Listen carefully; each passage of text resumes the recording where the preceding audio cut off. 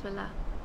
This is not a poem, more of a dedication to the patient, ones who seek God's face in the city, those who wait to catch the sunrise, even if only into grey skies, because it reminds them of the majesty of their Lord. Those who seek the sun's decline behind graffiti patterned railway lines, praying for orange and red light to paint blast the sky, because they realize if you look close enough, God always sends us signs. Even when street lamps dull the stars in the sky, they try. Even though high-rise buildings barricade the skyline, they try. See, we are not the ones with desert nights where the full moon gives enough light to read scriptures by bedsides. We are the ones who can't make it out to Mauritania or Yemen to sit at the feet of the enlightened, who teach the mysteries of Allah with the subtleties of silence, whose very fragrance is guidance for the misguided seeker who now sleeps in sacred villages where London becomes a dirty nightmare they'd rather forget. No street fights, no police sirens, no forced-right children, no people trying to earn a living on broken pavements to pay rent. This is for those who seek Mustafa, the chosen one, in the land of the frozen sun, where we need machines that blow heat to help us sleep. But each night here there are those who dream of the unseen and catch a gleam of his reality, waking up in tower blocks with the unwavering conviction that there is a God.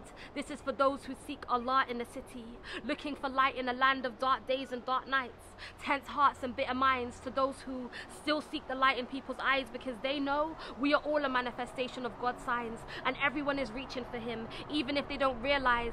This is for those with mercy in their eyes, whose prayers have the power to pierce the sky. Irregardless of where they reside, God always hears his servants' cries. Irregardless of where they reside, God always hears his servants' cries. To those who ride the train, reading sacred scrolls from masters of the soul, causing their hearts to explode and come back together between Oxford Street and Tottenham Court Road, they cause the carriage to glow, yet nobody knows that columns of angels follow them wherever they go. There are saints in the city, didn't you know? Friends of Allah walking down a high road.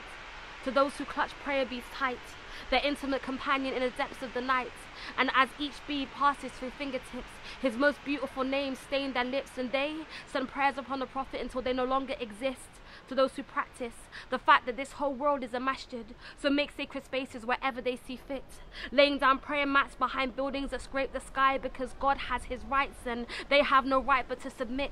Their bodies exist in a metropolis, but their souls have found bliss.